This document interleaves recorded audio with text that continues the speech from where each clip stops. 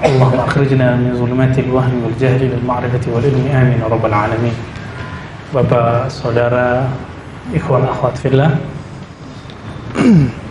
materi kita akan diambil dari hadis pertama yang ditulis oleh Imam Muslim dalam Sahih Imam Muslim mengenai kisah Nabi SAW didatangi oleh seorang laki-laki berbaju putih, berambut sangat hitam, lalu duduk di depan Nabi dengan sangat beradab sekali. Tiba-tiba bertanya, "Ya Muhammad, akhbirni anil Islam." Hai Muhammad, kabarkan aku tentang Islam. Hadisnya sangat populer, tapi kita nanti akan jelaskan rahasia-rahasia di sini yang jarang dibahas. Padahal hadis ini kalau dibahas, maka perbedaan antara kelompok, antara aliran itu bisa dibereskan. Kenapa masjid rusuh? Belum lama ini sahabat-sahabat kita di Aceh dapat masalah itu ya. Itu karena baik kedua pihak sama, tidak mau memahami hadis ini secara mendalam. Bukan berarti mereka jahil, bukan, tapi mereka lupa. Maka Syekh Akram di Mesir mengatakan, yaghfulu anhu katsirun minan nas. Ini bukan masalah orang alim atau tidak alim, pintar atau tidak pintar, tapi orang banyak melupakannya. Ini hadis ditaruh oleh Imam Muslim, dan karamahnya para ulama bukan bisa terbang, bukan bisa apa. Keramat itu ketika ilmunya kekal sampai akhir zaman, ketika apa yang dia riwayatkan itu terpakai. Nah, Imam Muslim naruh itu di nomor pertama. Ternyata beliau berharap besar dari hadis ini agar bisa menyelesaikan banyak masalah perpecahan umat. Nah, semoga ini menjadi obat bagi kita, obat menghilangkan kok Islam rusuh ya. Bukan Islam yang rusuh, Muslim ya. Kalau Islam cuma satu, kalau Muslim lebih dari satu. Baik, apa kata Jibril? Ternyata orang itu Jibril ya. Apa itu Islam ya Muhammad? Dijawablah, rukun Islam. Kita nggak usah ulang ya. Rukun Islam kita sudah hafal semua. Bedanya di hadis itu setelah sholat langsung zakat. Biasanya kita hafal kan sholat puasa. Itu aja bedanya. Terus pertanyaan kedua apa? Kita ringkas saja hadisnya. Apa itu iman? Iman secara bahasa artinya percaya. Lalu dijawab dengan kamu percaya Allah. Terus sampai nomor 5, kata percaya cuma sekali.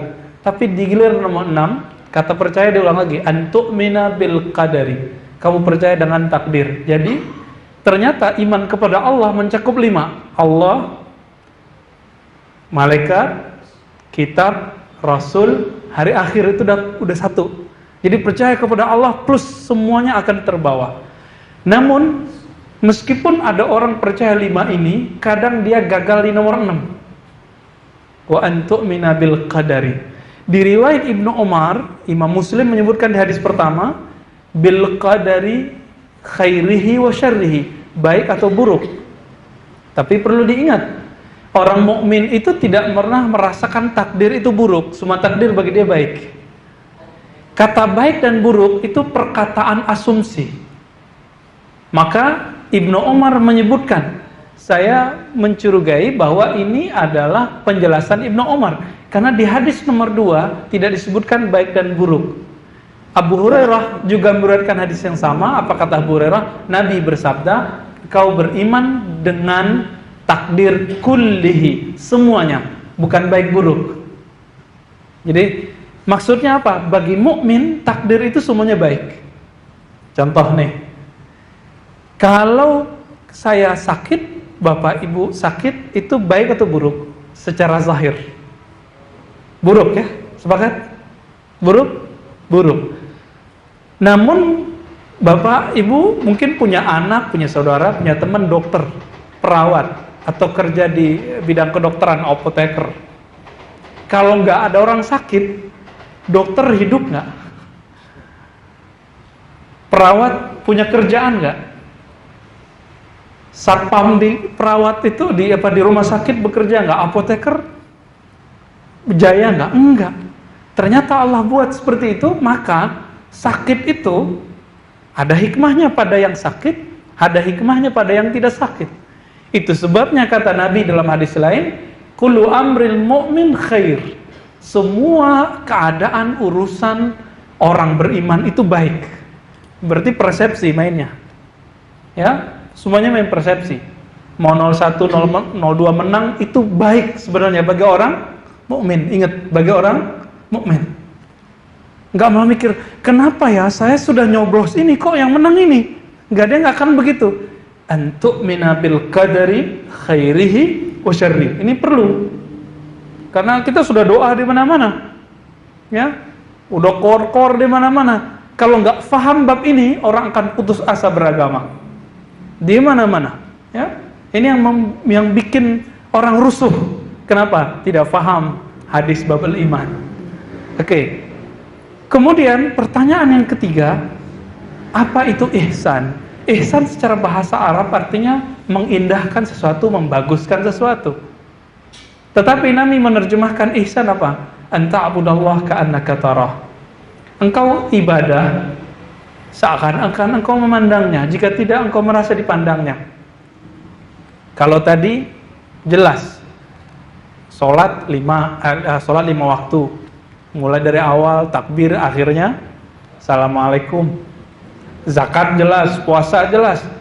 Kalau yang ini gimana caranya? Ada rukunnya nggak? Ada caranya nggak? Ada, cuma kita nggak dapet aja. Kita taunya beragama itu cuma yang pertama sama yang kedua. Lalu setelah itu orang itu bertanya lagi, Jibril ternyata bertanya lagi, matas sa'ah, kapan itu kiamat? Dijawab oleh Nabi, al-mas'ul mal-mas'ul, yang ditanya tidak lebih tahu daripada yang menanya. Sekarang kan banyak berkembang hadis-hadis umur umat. Ya, umur umat 1500 tahun. Itu semua hadisnya palsu, bukan hanya dhaif. Semua hadisnya palsu, ya. Nah, nanti kita jelaskan di waktu yang khusus. Lalu Nabi menjelaskan mengenai amaratiha, syarat-syaratnya atau ciri-cirinya. Jadi yang boleh dipelajari itu ciri-ciri kiamat. Nggak boleh mengimani tanggal berapa, tahun berapa kiamat. Nanti mirip-mirip kayak beberapa ajaran Kristen Ortodok itu yang masih ingat nggak dulu? Tahun 2009. Bulan 9, tanggal 9, jam 9 kiamat. Jadi nggak jadi. Nggak ada, itu semua sirrun min asrarillah. Rahasia-rahasia Allah. Maka jika ada hadis-hadis yang menyebutkan angka-angka tentang kiamat, pastikan itu palsu. Karena bertentangan dengan Al-Quran dan bertentangan dengan hadis sahih.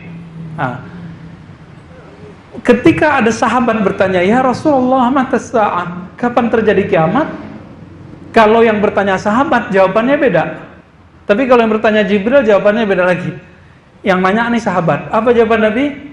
Ma'a'adatta laha, hadis Bukhari, hadis sahih. Apa yang kamu persiapkan untuk kiamat? Gitu.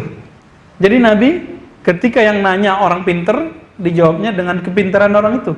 Kalau orangnya malah bingung, nggak punya orientasi, maka dikasih arahan. Kamu gak usah nanya kapan kiamat, tapi persiapan kamu apa? Emang kalau sudah tahu kiamat, mau ngapain? Ya, ini sekarang yang hitung-hitung kiamat 1500, kan sekarang udah berapa Pak? 1440, tambah 13 tahun di Mekah, sisa berapa? Kan kacau tuh ya, berarti 1430-an udah kiamat. Angka-angka ini pasti tidak sesuai dengan sunnah Rasulullah dan ajaran Allah dalam Al-Quran. Setelah itu orang itu pergi, tidak ada bekasnya, dilihat belum nggak ada lagi. Nah, inilah kelebihan malaikat. Malaikat itu bisa menyerupakan. Kita sama malaikat perlu takut nggak? Hebatan malaikat atau jin? Malaikat apa jin? Hebat mana? Malaikat apa jin? Kenapa orang pada takut sama jin? Coba, jin-jin juga heran loh. Kok mereka pada takut sama gue?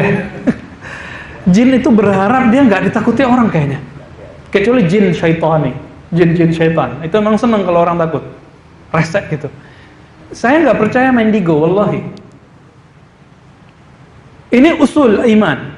Karena di Quran dikatakan, mereka ya raunakum, melihat kamu min haitsu la tarawnahum, dari sisi, dari arah, dari dimensi yang kamu tidak bisa melihat mereka. Maka kalau ada orang melihat jin, apa kata Imam Syafi'i? Imam Syafi'i wafat 204, sekarang sudah 1440. Udah diprediksi tuh orang-orang indigo dan acara-acara indigo itu. Apa kata beliau? Man qala ra'aitul jinna faqad kadzab. Siapa yang mengatakan aku melihat jin, dia pembohong besar. Di riwayat lain faqad kafar, tapi yang benar bukan kafar, kafar kufur. Yang benar yang pertama ya, kadzab, berbohong. Karena Al-Quran mengatakan yang kamu pandang itu bukan jin, itu asumsimu. Jadi kalau ada kita yang pernah melihat yang aneh-aneh, itu bukan jinnya Pak, tapi itu asumsi, apa yang tergambar. Saya punya mahasiswa orang Padang. Di sana nggak ada namanya kuntilanak, yang ada namanya si Jundai. Si Jundai itu rambutnya panjang, mirip kuntilanak, cuma nggak bolong perutnya. Ngaji, tinggal di asrama yang saya carikan untuk kajian beberapa mahasiswa, kita sebut Ribak di Ciputat sana. Ada beberapa mahasiswa nginep di lantai 4, itu disapa sama makhluk halus katanya gitu ya. Rambutnya panjang dan bla bla bla. Itu apa yang dia lihat? Apakah itu jin? No. Itu yang dia lihat hanyalah imajinasi dan waswasnya. Iwaswisu fi sudurin nas. Jadi waswasnya yang dia lihat, bukan jinnya. Nah, ini rahasianya sebenarnya. Setan ketawa Pak kalau kita ngaku-ngaku ngelihat jin, karena sudah melanggar Al-Quran. Oh Ustadz, ada orang yang bisa jadi mediator. Kalaupun iya, itu nggak bisa dilihat. Ya, oke. Lalu jika malaikat lebih hebat daripada jin, malaikat kita nggak takut. Kenapa sama jin takut? Aneh kan? Kita hanya perlu mengimani wujud mereka, tidak perlu menakuti mereka. Tapi menghargai mereka perlu. Makanya misalnya ada sahabat Nabi dulu, mohon maaf, ini beristinja. Istinja itu pengganti air menggunakan bekas-bekas tulang kering. Apa kata Nabi? Da'uhu, biarkan itu. Kenapa? Itu adalah ta'amu ikhwanikum minal jin. Itu makanan saudara-saudaramu dari kalangan jin. Tuh, bagaimana Nabi mengakrabkan sahabatnya dengan jin. Itu makanan saudaramu dari kalangan jin. Tuh, jelas gak? Sama saudara takut gak? Tuh, aneh kan? Jadi psikis kita kok malah takut. Dan ternyata orang Arab Saudi sendiri itu penakut sama jin. Mereka sudah punya komisi pemberantasan jin bertahun-tahun yang lalu, tapi baru punya KPK tahun kemarin. Baru punya apa KPK tahun kemarin, maka langsung ribuan orang ditangkap. Tapi kalau komisi pemberantasan jin itu udah punya lama ya. Baik. Setelah orang itu pergi, apa kata Nabi? Ya Umar, atadri man as-sa'il? Kamu tahukah siapa yang bertanya? Walaupun Umar sudah curiga, apa kata Nabi? Apa kata Umar? Allah wa Rasuluhu alam. Ini adab. Allah dan Rasulnya yang tahu. Ya, ini adab berguru. Walaupun kita curiga, ada kalimat-kalimat kunci. Saya tahu, tapi Allah dan Rasulnya lebih tahu, gitu maksudnya. Ya. Kok Umar yang ditanya? Karena Umar paling curiga. Apa kata Umar? Dia nggak punya bekas, nggak ada tanda-tanda pakai onta, nggak ada tanda-tanda datang. Kok tiba-tiba muncul? Nanya, ngetes lagi. Berarti ada kecurigaan. Umar ini paling cerdas. Jadi Umar itu udah merinding duluan. Ini bukan makhluk biasa nih, ya. Jadi ternyata para sahabat itu sering dapat hadiah didatangi malaikat. Sebenarnya masjid ini pernah didatangi malaikat, cuma kita nggak tahu. Ya. Sekarang juga ada, tapi bentuknya bukan bentuk manusia, Pak. Bentuknya masih bentuk aslinya, dan mereka banyak berkerubungan di atas. Apa dalilnya? Bukan saya sok tahu, itu Nabi yang mengatakan. Ya, apa kata Rasulullah SAW? Inna lillahi malaikatan tawafin. Allah mempunyai malaikat-malaikat yang tawaf. Hadis sahih. Tawaf artinya apa? Berkeliling. SK-nya cuma satu, mencari majelis zikir. Yaltamisuna majlis al-ilm, majelis az-zikr. Kalau di hadis itu majelis az-zikr, maknanya majelis ilmu. Mereka tugasnya cuma satu, mencari majelis zikir. Maka di mana ada majelis zikir, majelis ilmu, majelis yang mendekatkan diri kepada Allah, yang mendekatkan hati umat, bukan untuk memecah umat. Maka majelis-majelis ini didatangi oleh malaikat ini. Malaikat ini nama aslinya adalah malaikat rahmat, tapi disebut di situ tawafin. Ya, jadi sadar atau tidak, Bapak, saudara makan Allah, di atas kita ada mereka, di sekitar kita ada mereka. Kalau ingin dapat bau malaikat, sering-sering ke majelis ta'lim, ya. Tapi majelis ta'lim yang mendekatkan hati kepada Allah, yang mendekatkan kalbu kepada sesama umat, ya. Jadi kalau yang kajian yang bikin kita jauh dari umat, itu menjauhkan kita kepada Allah Ta'ala. Hati-hati. Lalu apa kata Nabi? Itu Jibril, zaka Jibril, itu Jibril, ja'akum liya'allimakum dinakum, datang kepada kamu untuk mengajarkan din, agama. Maka di sini para ulama kita membuat rumusan bahwa din, agama itu ada 3 unsurnya. Yang nomor 4 udah masuk ke rukun iman. Yang nomor 4 tadi apa? Kapan? Kiamat. Udah masuk ke rukun iman. 3 tahapan, 3 kesempurnaan. Pertama al-Islam, yang kedua al-iman, yang ketiga al-ihsan. Kita mengira kalau sudah Pak Haji, Islamnya sudah sempurna. Iya, Islamnya sudah sempurna, tapi imannya belum sempurna, ihsannya belum sempurna. Artinya agamanya belum sempurna. Gitu. Mungkinkah orang yang belum haji, tidak sanggup zakat, dia sampai ke derajat ihsan? Mungkin. Itu sangat mungkin. Apakah orang alim, ulama, doktor, LC, MA itu mesti orangnya sampai ke derajat ihsan? Belum tentu. Bisa jadi jamaah biasa udah nyampe. Bisa jadi. Bisa jadi nggak kiai, nggak dikenal sebagai ulama, justru dia setiap sholat merasakan hadirnya Allah Ta'ala. Udah nyampe ke ihsan. Kalau kiai, ustadz malah sebelum ceramah mikirin, mau ceramah apa gue nih? Hati-hati Pak. Ini rahasia saya sebelum belajar ihsan. Sebelum saya matang belajar ihsan, dulu kalau mau ceramah mikirin, ceramah apa gue nih? Ya, mikir. Jadi dalam rokaat-rokaat itu malah mentartib bahan-bahan ceramah. Makanya sholatnya nggak nikmat. Lain lagi sama karyawan, mikirin kerjaan, pegawai mikirin kepegawaiannya, pedagang mikirin dagangannya, macam-macam. Jadi orang sibuk dengan apa yang dibawa, yang di luar. Nah, inilah problem orang yang tidak ihsan.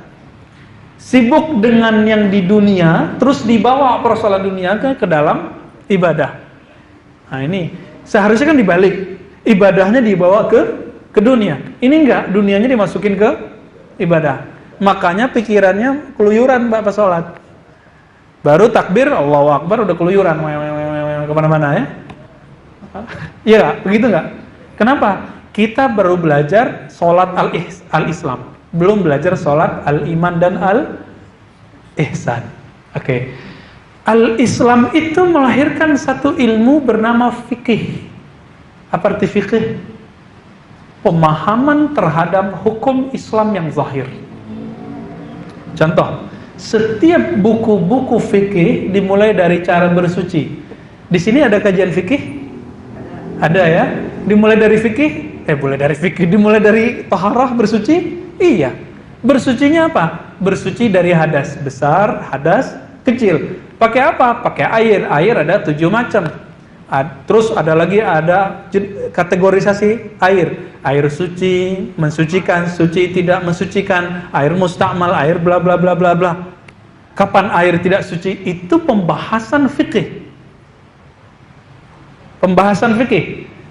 Kita dari dulu belajar al-Islamnya baru di situ-situ, jalan di tempat. Coba Pak. Ini supaya gampang. Jadi belajar al-Islam itu bisa satu paket sama al-Islam. Nggak usah lama-lama, bisa langsung. Nggak usah nunggu tua dulu, pakai puasa 40 hari dulu, nggak perlu ya.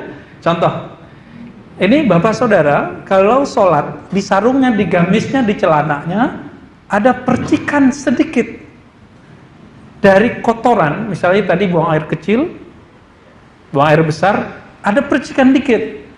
Terus nggak dibersihkan pakai air, dipaksain sholat.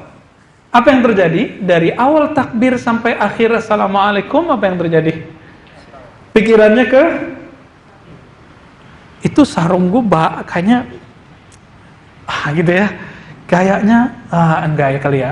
Jadi terjadi yang kita sebut taraddud. Apa arti taraddud? Keraguan. Sholat tapi ragu. Akhirnya sholat tidak ingat Allah, tapi ingat sarung kotor gak ya, suci gak ya, kotor gak ya, suci gak ya.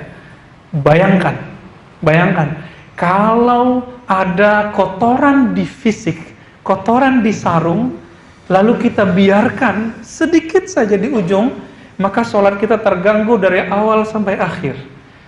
Apalagi jika kotoran itu ada di otak, ada di mata, ada di telinga, ada di kolbu, ada di perut, ada di kemaluan, ada di kaki, ada di satu tetes darah. Bisa nggak khusyuk? Saya jamin wallahi, demi Allah, 3 kali, demi Allah, tidak akan khusyuk. Kenapa? Karena orang ini belum suci. Masih ingat kisah Nabi Musa? Dalam surat Thaha, Nabi Musa itu pengembala, sendalnya pasti kena kotoran.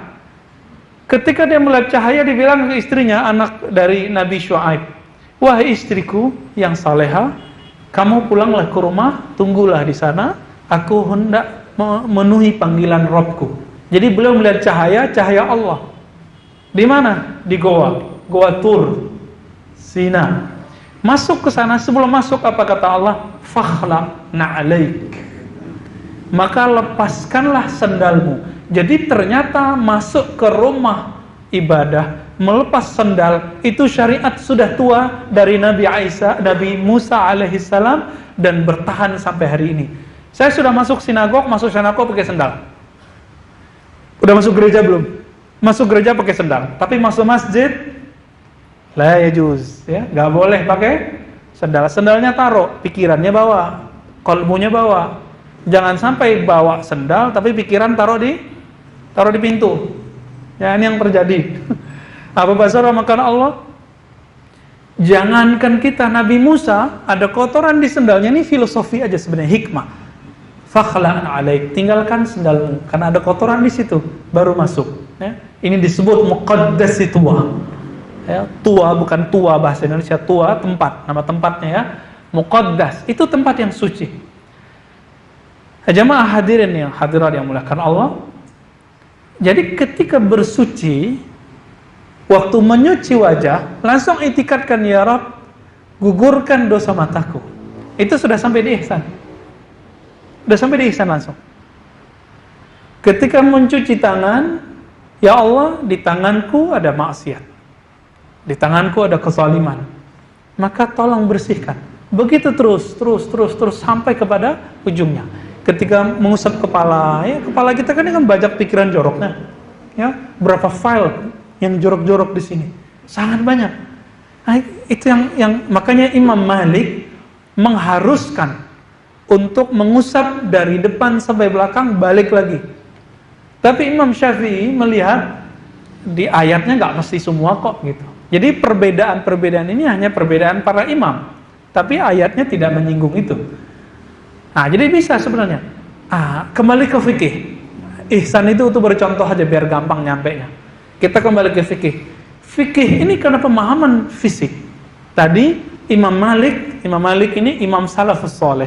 Karena nama salaf sekarang sering disebut orang. Wafat tahun 179 Hijriah. Salaf itu abad pertama, kedua, ketiga kata mereka. Ya sudah, berarti ini masuk salaf nggak? 179 wafatnya. Masuk salaf berarti sebelum 300 toh? Ya. Imam Malik memahami dari gurunya Nafi' dari Ibnu Umar dari Nabi. Ini disebut silsilah. Bahwa ngusap kepala harus semua. Tapi Imam Malik mengatakan kalau dijilat sama si guguk, wow, kita sebut ya anjing gitu ya, itu tidak mesti diusap sampai 7 kali, nggak mesti pakai tanah, cukup 3 kali. Kenapa? Beliau dapat riwayat begitu melalui jalur Abu Hurairah. Tapi Imam Syafi'i dapat riwayat lain yang lebih kuat, dibersihkan pakai tanah sekali lalu disiram. Ya, sampai 7 kali dengan hitungan tanah itu.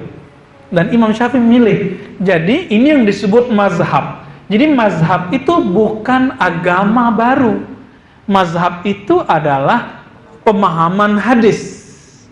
Jadi bolehkah bermazhab? Bukan boleh lagi, wajib. Bermazhab itu wajib.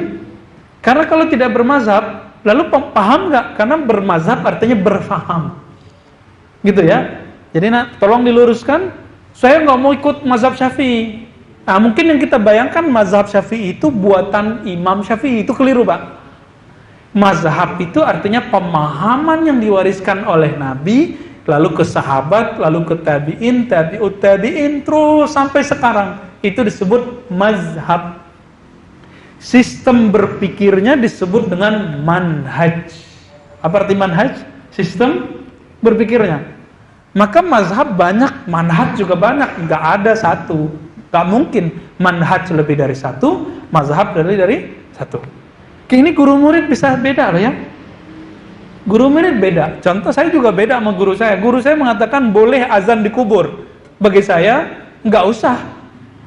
Bukan berarti saya nyalahin guru saya, nggak. Tapi bagi saya nggak usah. Karena nggak ada tuntunannya. Tapi kata guru saya ini ada dalil kiasnya. Nah, di situnya kita udah bisa beda. Bisa beda loh ya. Ini guru murid. Jadi saya mikir-mikir. Beda itu apakah buruk adab atau anugerah? Ternyata beda itu anugerah. Kita beda dijadikan bencana. Ini kemudian membuat kita rusak. Apakah pernah Imam Syafi'i mengatakan, guru gua tuh bodoh ya. Imam Malik tuh orang nggak pinter. Masa hadis begini dipakai? Nggak ada kalimat itu muncul. Sekarang anak muda baru hijrah udah berani ngomong, Ustadz itu tuh nggak bener. Kenapa? Masa pakai hadis itu? Nah, ini contohnya. Ini karena belajar ilmu sebelum adab. Ingat, Imam Malik berkali-kali ngomong, Imam Salafus Saleh, ta'allamul adab qabla al-ilm.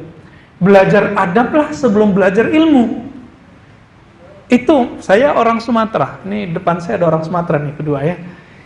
Kami dulu belajar ilmu sebelum adab. Maka kalau beda sedikit, itu langsung nentang guru.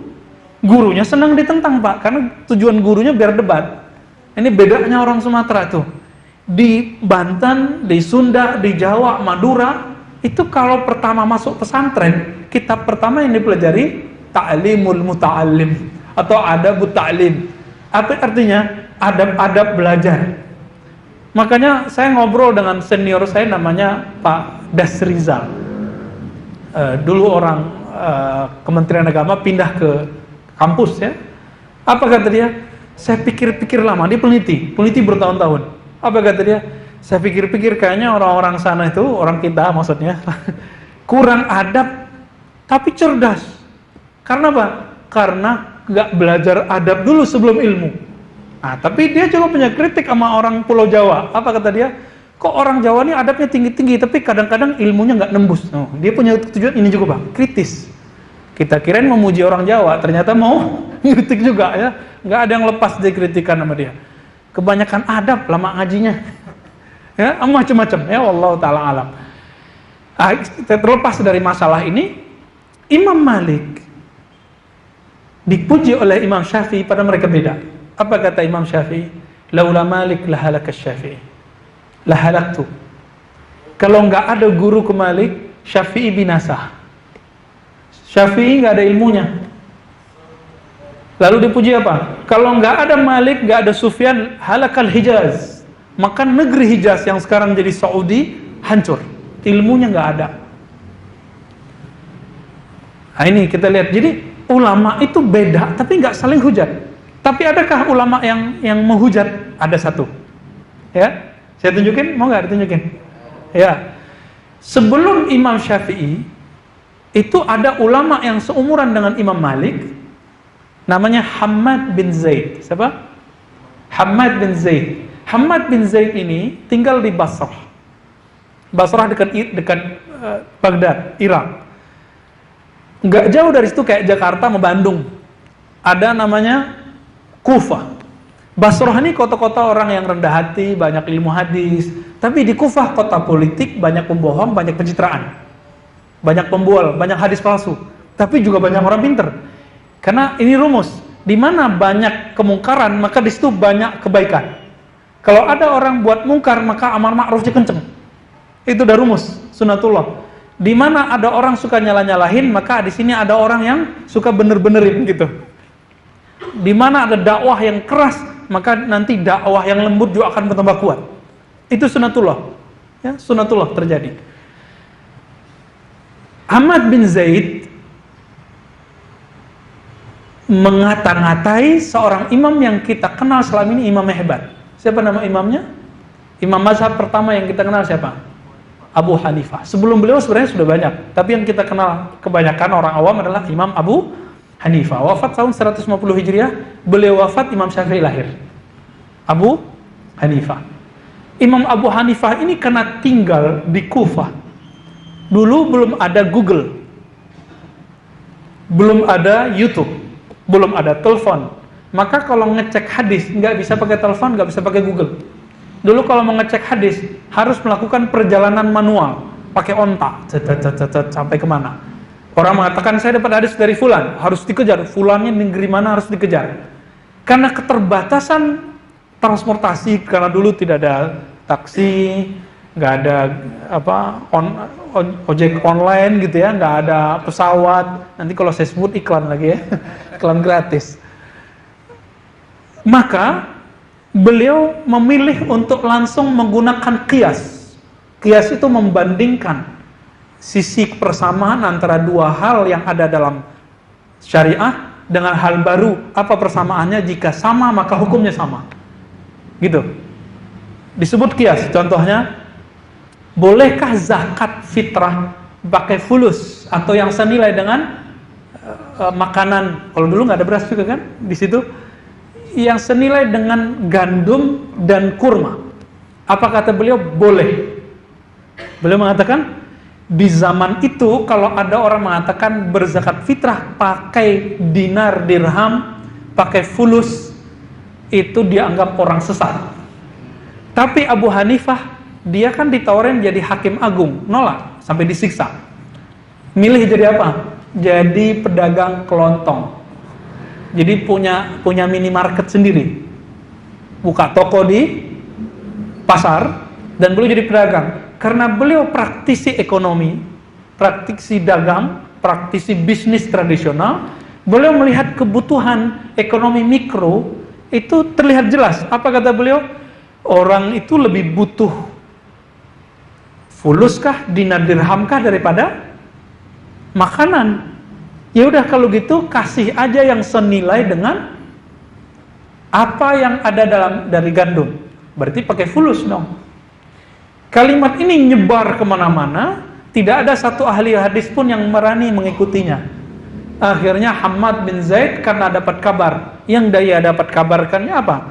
Abu Hanifah main-main sama hadis. Tapi apakah Abu Hanifah main-main sama hadis? Enggak. Ini bayangkan selevel Hammad bin Zaid kena hoax. Pada ulama ahli hadis loh ya, nggak pernah ketemu. Apa kata Hammad? Itu Abu Hanifah musuh Allah karena dia telah menjadi teman iblis melakukan qiyas. Yang pertama melakukan qiyas adalah iblis. Lalu nggak lama berapa itu tahun 150 Hammad bin Zaid dengar Imam Abu Hanifah wafat. Apa kata dia? Taharatil ardu danasataha. Bumi telah mensucikan kotorannya. Dianggap Abu Hanifah itu najis.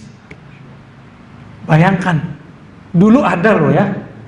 Tapi seandainya Imam Hammad bin Zaid tahu kondisi Abu Hanifah, dia nggak akan ngomong gitu, ya kan? Sekarang semua lembaga zakat, baik yang temporal di masjid ini ataupun yang resmi, ada 11 lebih yang resmi ya dari negara. Jangankan fulus, e-commerce ya, pakai gesek, pakai apa lagi nih? Transfer online. OVO. Atau iklan lagi deh. Nah, bayangkan teman-teman. Kata-kata Abu Hanifah baru relevan setelah tahun 1330-an sampai ke sini. Waktu saya kecil, guru-guru saya masih bilang nggak boleh bid'ah. Sekarang kita nggak bisa tolak. Ya, nggak boleh, nggak bisa tolak malah ya. Nah ini, Ini disebut mazhab. Maka dalam mazhab ketika berbeda bukan beda Islam, dia cuma beda faham. Nah, maka bedakan Islam dengan pemahaman terhadap Islam itu beda. Beda ya. Pemahaman saya terhadap Islam itu belum tentu suci, tapi Islam itu suci. Al-Quran itu suci, tapi penafsiran saya terhadap Al-Quran belum tentu suci. Nah, sekarang banyak orang naruh pemahamannya sesuci ayat. Akhirnya kalau beda sama dia, beda sama ayat. Siapa yang beda sama dia berarti sesat. Nah, ini permasalahannya. Beda sama fikih saya, berarti beda Islamnya sama saya. Nah, ini yang nggak bener. Contoh kasus, ada berapa ustadz gagal faham mengatakan kunut bid'ah, tidak boleh. Ini mau dia mazhabnya apa saja, kunut itu orang sudah tahu. Ada yang mensahihkan hadisnya, ada yang mendhaifkan hadisnya. Kalau kita dhaifkan selesai, nggak usah kunut. Tapi jangan salahkan, kenapa? Hadis itu dari Nabi. Tetapi kualitas sahih tidak sahih bukan urusan Nabi, itu urusan ahli hadis. Itu pemahaman ahli hadis. Kalau pemahaman ahli hadis bisa benar, bisa salah. Bisa benar, bisa salah. Nah, kalau ada orang nggak kunut, saya biasa kunut misalnya, apakah saya katakan, oh Islam saya beda sama dia? Atau sebaliknya, saya membid'ahkan kunut. Terus ada imam kunut. Dalam hati kalau siap-siap subuh tuh kesel. Imam ahli bid'ah, imam ahli bid'ah, tangan nggak diangkat, merasa paling alim. Saya sunnah, imam bid'ah. Hati-hati, itu sholat jamaahnya udah hilang. Jamaah itu ngikutin imam. Ju'ilal imam liyu'tamma bih. Imam dijadikan sebagai diikuti. Kalau nggak ngangkat tangan boleh, tapi niatkan mengikuti imam. Kan doa nggak mesti ngikut ngangkat tangan tuh. Contohnya kita kalau Rabbil Fili angkat tangan nggak? Enggak kan? Duduk antara dua sujud, angkat tangan nggak? Rabbil Fili ampuni aku ya Allah ampuni. Enggak tangan kok. Doa kunut juga nggak mesti ngangkat tangan. Tapi kalau ngangkat tangan jangan ngerasa lebih alim. Nah, persoalan saya dulu, kalau dulu saya nggak ngangkat tangan, saya merasa lebih alim dari imam. Itu Pak, masalah saya dulu. Ya, alim bid'ah jadi imam. Ada perasaan begitu. Oh, ternyata al-Islam yang melahirkan ilmu fikih luas. Sangat luas sekali. Nah ini, jadi kalau saya menaruh pemahaman saya sama dengan al-Islam, maka kalau orang beda faham sama saya, beda Islam. Oke, ini bagian akhir. Al-Islam melahirkan fikih ibadah, itu tadi ya, mazhab itu udah beda-beda. Melahirkan namanya ilmu muamalat. Muamalat nanti ada persoalan baru di negeri kita, bank ya, macam-macam ya, Oppo itu masuk tuh ya, Gojek, GoFood, apalagi bla bla bla. Kemudian yang terakhir apa? Apa yang terakhir? Tahu nggak? As-siyasah, politik. Jika beda cara sholat bukan beda al-Islam, apalagi beda politik. Ya, Nabi pernah bilang nggak kamu harus coblos 02 atau 01? Ada hadisnya nggak? Ada nggak? Nggak ada kan? Ada nggak? Nggak ada. Ustadz, saya dapat mimpi. Oke, itu mimpi kamu. Saya juga punya mimpi lain. Maka jika dalam bab amal ibadah saja boleh beda, apalagi dalam bab berpolitik. Ini kita sudah diadu-adu, pinter kan tim suksesnya? Nih coba lihat, supaya kita sadar Pak. Pertama yang diadu ulama habaib dengan ulama dan habaib. Ya kan? Pertama diadu, terus. Akhirnya muncullah ulama versi ini, ulama versi ini. Saya baru sadar kemarin Pak. Ya, kita baru sadar kemarin. Kok sekarang yang muncul di MK itu bukan ulama-ulama gitu? Kok cuma orang-orang hukum? Mana ulamanya?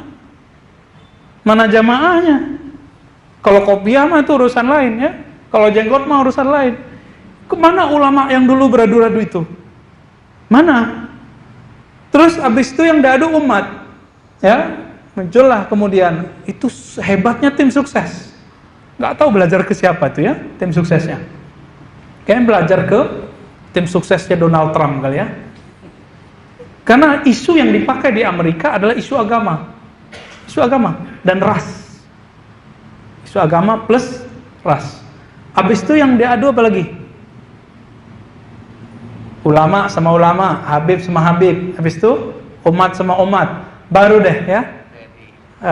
Ya TNI, waduh kacau. Kemudian baru puncaknya pemilihan umum. Sekarang udah habis pelurunya, sisa peluru paling akhir. Tim hukum. Puncaknya di situ. Kita kalau paham, coba keluar sebentar dari perdebatan politik, kita akan lega.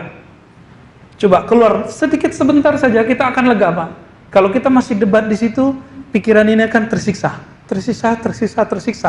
Gak bisa menerima kenyataan.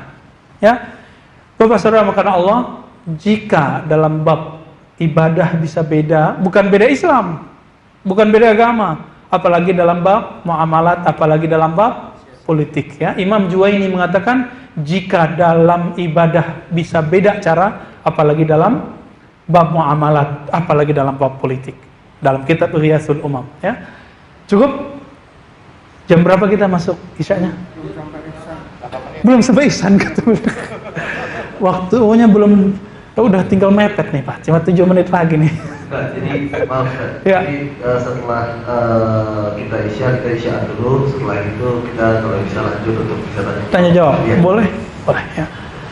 Lanjut lagi Pak ya. Oke. Lalu ada al-iman.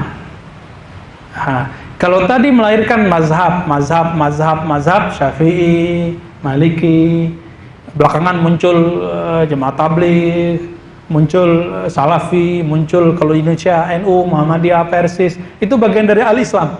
Bagian dari al-Islam.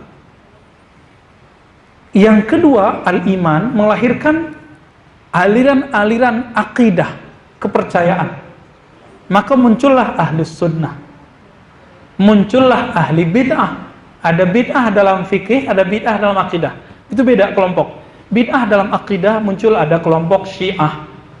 Syiah ini pemuja Ali, keluarga Ali, tapi menghujat istri Nabi Aisyah, sahabat-sahabat Nabi. Ya, mereka mengira dengan begitu bisa mencintai Ali, ternyata enggak. Kenapa? Karena keturunan Ali menikah dengan keturunan Abu Bakar As-Siddiq. Siapa itu? Ja'far As-Sadiq. Itu dia mengatakan, auladani Abu Bakar marratain. Aku dilahirkan oleh Abu Bakar dari dua moyang. Itu siapa yang ngomong? Ja'far As-Sadiq, karena ibunya, uminya ternyata keturunan Abu Bakar As-Siddiq. Mustahil kalau Syiah itu mengatakan Abu Bakar pengkhianat, Aisyah pengkhianat, mustahil dia benar. Mustahil Imam Ja'far As-Sadiq ini ada di dunia karena ibunya keturunan Abu Bakar As-Siddiq. Muncul aliran akidah. Beda sama fikih. Di fikih beda, itu rahmat. Tapi di dalam akidah beda, itu bisa menjadi aliran-aliran sesat, aliran-aliran menyimpang. Namun di Ahlus Sunnah ada perbedaan sistem. Jadi di Ahlus Sunnah ada manhaj akidah. Muncullah dulu akidah Ahlus Sunnah, manhaj Imam Asy'ari, manhaj Imam Abu Mansur Al-Maturidi, manhaj Imam Tahawi. 3 ini warisan ulama salaf. Salafi belum ada. Ya, Muhammadiyah NU belum ada. Pak. Jamaah Tabligh belum ada. Ya, Persis belum ada, enggak ada apa-apanya itu. Dimunculin nanti. Dulu yang ada cuma apa? Asy'ariyah, Tahawiyah, yang paling tua itu Tahawi. Lalu Maturidi. Mereka bertiga tidak pernah bertemu dalam riwayatnya, tapi hidup semasa. Akidahnya kok sama. Ternyata masing-masing mereka punya sanad, silsilah ke Nabi. Silsilahnya silsilah ilmu. Contoh, Imam Asy'ari berguru kepada Imam Zakaria As-Saji. Imam As-Saji berguru ke murid-murid Imam Syafi'i. Siapa aja itu? Ahmad bin Hanbal, Al-Muzani. Terus banyak ulama, mereka murid Imam Syafi'i. Syafi'i berguru ke Imam Malik, Malik dari Ibnu Umar, dari Nafi' dari Ibnu Umar. Imam Tahawi sama, berguru ke murid-murid Imam Syafi'i, lebih tua. Dia langsung berguru ke Imam Muzani. Muzani ini salah satu murid terbaik Imam Syafi'i. Terus sampai kata sama. Imam Abu Mansur Maturidi nanti lewat jalur Abu Hanifah. Terus ketemu kepada Rasulullah SAW. Ini yang disebut silsilah. Maka mengaku ajaran saya, ajaran Nabi, ajaran saya, ajaran sahabat, ajaran tabi'in, ajaran salaf. Buktikan dengan sanad. Gak usah ngaku. Mana sanadku? Maka kami dari dulu di pesantren, di kampus-kampus, setiap kajian kitab, kajian sesuatu, kita bacain silsilah, Pak. Dari dulu ulama salafus saleh mengatakan fi kulli dzikri sholihin tanzilur rahmah. Setiap disebut nama-nama orang soleh dan puncak kesolehan adalah Nabi Muhammad sallallahu alaihi wasallam. Adalah dengan menyebut nama orang soleh. Bukan dengan mengatakan hadis riwayat Muslim. Gak cukup. Kenapa? Imam Muslim punya guru yang menghubungkan dia dengan Nabi. Ustadz gak usah ikut mazhab, langsung aja ke Imam Bukhari. Bukhari itu murid dari muridnya Imam Syafi'i. Makanya nama beliau masuk ke mazhab Syafi'iyah sama mazhab Hanbali. Gak bisa lepas, Pak, dari mazhab. Nah ini perdebatan-perdebatan di sini. Jadi kalau mau ahli sunnah ini tiga ini nanti, Pak. Ya. Di luar itu kita ragukan. Salafi di mana? Nanti ketemu nanti. Jamaah tabligh di mana? Nanti ketemu. NU di mana? Ketemu nanti. Muhammadiyah persis ketemu, tenang aja, ketemu. Yang nggak ketemu dari tiga itu Syiah tuh nggak ketemu tuh. Ya, liberal tuh nggak ada di situ. Ya, ekstremis, teroris nggak ada di situ. Nggak ada di situ. Pluralis apalagi ya, salam ya. Dan yang terakhir Nabi menjelaskan al-ihsan. Al-ihsan ternyata bukan mazhab. Al-ihsan itu dari puncak. Tapi untuk mencapai ke sana itu juga perlu cara. Nah, al-ihsan melahirkan ilmu yang populer di kalangan orang dengan tazkiyatun nafs, muhasabah, tasawuf, sampai Buya Hamka nulis tasawuf modern. Tahu? Tahu Buya Hamka? Ya, tasawuf modern. Sekarang orang kayaknya gengsi nyebut tasawuf. Saya katakan tasawuf warisan ulama salafus saleh. Tahu dari mana? Baca kitab Hilyatul Auliya ditulis oleh ahli hadis Imam Abu Nu'aim al-Asbihani, itu imam salafus saleh juga, ya, mewarisi ilmu salafus saleh. Walaupun dia belakangan wafatnya, tapi ilmunya ilmu salafus saleh. Dia mulai imam tasawuf itu dimulai setelah Nabi adalah Abu Bakar As-Siddiq. Ya, itu aneh gak tuh? Berarti tazkiyatun nufus, muhasabah, zikir-zikir itu warisan tarekat sufi, namanya tarekat sufi. Jadi jika di fikih ada mazhab, maka dalam ihsan ada tarekat. Maka muncullah tarekat Naqsyabandiyah, tarekat Qadiriyah, Tijaniyah. Namun ingat, sebagaimana di mazhab ada penyimpangan, ada fanatisme, di tarekat nanti juga ketemu. Maka ada tarekat yang sesat, ada Pak, saya ketemu kok. Banyak ya. Bapak saudara karena Allah itu baru sedikit, Pak. Jadi kalau ingin belajar al-Islam mesti lewat mazhab. Kalau ingin belajar akidah Ahlus Sunnah.